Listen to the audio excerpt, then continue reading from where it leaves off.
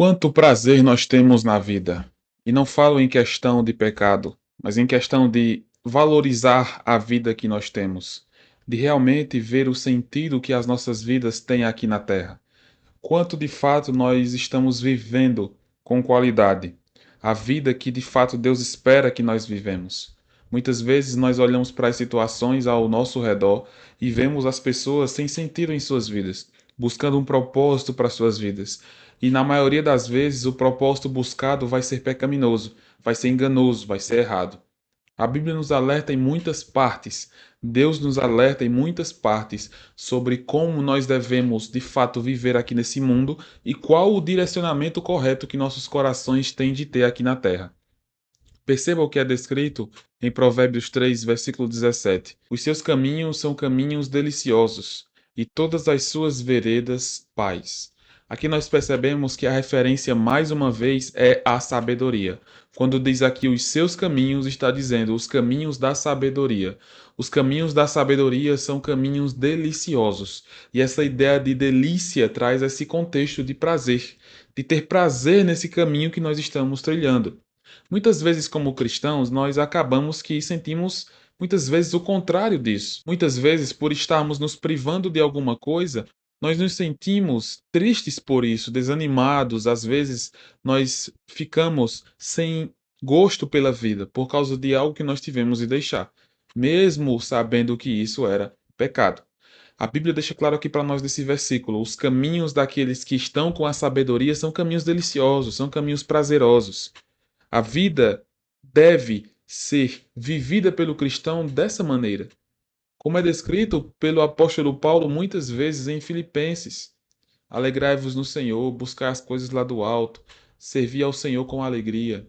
Nós percebemos como a Bíblia nos mostra muitas vezes, de fato, como viver. E nós devemos ter em mente, se nós buscamos a sabedoria, se nós estamos temendo a Deus, nós vamos ter um caminho melhor. E nós devemos ter prazer nesse caminho, buscar ter prazer nesse caminho, se deliciar nesse caminho que nós estamos tendo, porque os caminhos do Senhor, os caminhos da sabedoria são assim. O mundo ele vai oferecer prazer momentâneo, mas só Deus de fato oferece prazer eterno.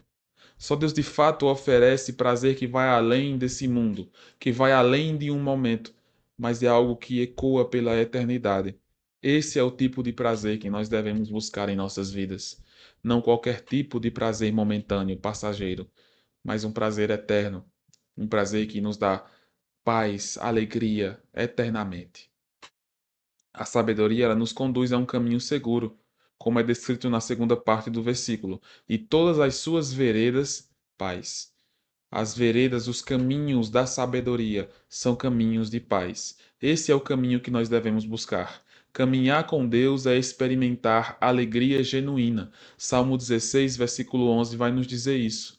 Nós devemos ter essa noção, essa consciência, esse sentimento, essa mentalidade de que os caminhos do Senhor fazem com que nós tenhamos alegria de fato, alegria verdadeira, alegria sincera. Assim nós vamos ter uma vida voltada para o Senhor. Essa sabedoria vai nos livrar de armadilhas, por isso que o caminho traz paz, porque nós somos livres de muitas coisas ruins que nós poderíamos experimentar, ou que nós poderíamos ter em nossas vidas por muito tempo. Mas Deus nos priva, Deus nos livra, e isso nós podemos criar através da sabedoria que Deus nos dá.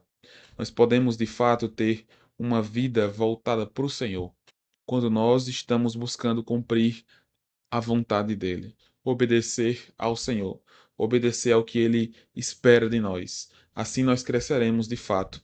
O mundo vai buscar paz. O mundo quer ter paz, seja de espírito, de sentimentos, psicologicamente, fisicamente. Só que o mundo busca de maneira simplesmente física, material, momentânea.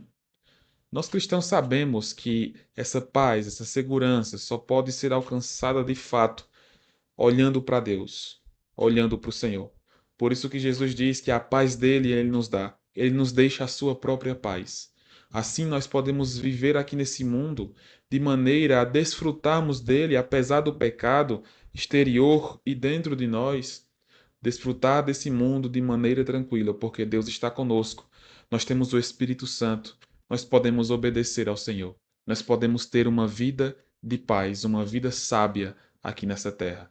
Nós podemos, de fato, ter uma vida voltada para o Senhor e nós podemos rejeitar muitas coisas aqui e teremos paz por outro lado. Nós poderemos sofrer, ter dores, mas nós aprenderemos com essas coisas. Não serão meramente experiências ruins, mas serão experiências ruins que nos trazem compreensão da vida, do que Deus quer para nós, das circunstâncias, da soberania de Deus. Isso de fato deve ser o centro de nossas vidas, o que nós devemos buscar para as nossas vidas. Ser guiados pelo Senhor, ser guiados pela palavra de Deus, buscar de fato ter uma vida que seja guiada pelo Senhor. O filho pródigo, na história contada pelo Senhor Jesus, demonstra alguém que quis os seus bens e saiu de casa. Mas ele, ao ver todos os seus bens se acabando, ele acaba que volta depois de sofrer, porque ele sabia do amor do Pai para com ele. Da mesma forma, muitas vezes nós tomamos decisões ruins, decisões péssimas para a nossa vida, pecados. E nós temos um Deus que nos perdoa. Muitas vezes nós não temos mais sabedoria porque nós não aprendemos com nossos erros. Nós não temos mais sabedoria porque nós não pedimos perdão a Deus pelo que nós já fizemos, não confessamos nossos pecados. Deus quer que nós confessemos nossos pecados. E assim, de fato, nós poderemos ter uma vida sadia, limpa, santa, voltada para Deus. Nossos caminhos poderão estar sendo guiados pela sabedoria. E assim serão caminhos deliciosos, prazerosos, serão caminhos de paz.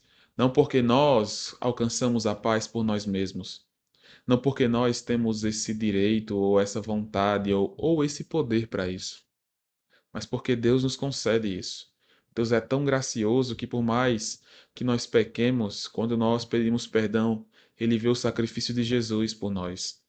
Ele vê a graça de Deus, a graça dele mesmo, no sacrifício de Jesus. Ele vê o seu filho. Nós nos tornamos filhos e nós somos perdoados. Nós fomos reconciliados com Deus. Não pode haver uma sabedoria de fato verdadeira se não for voltada para Jesus Cristo, se não for em intimidade com Deus. Que nós cresçamos e busquemos uma vida de intimidade com o Senhor Jesus. Deus te abençoe e te dê cada vez mais sabedoria. A sabedoria do alto e não a sabedoria terrena.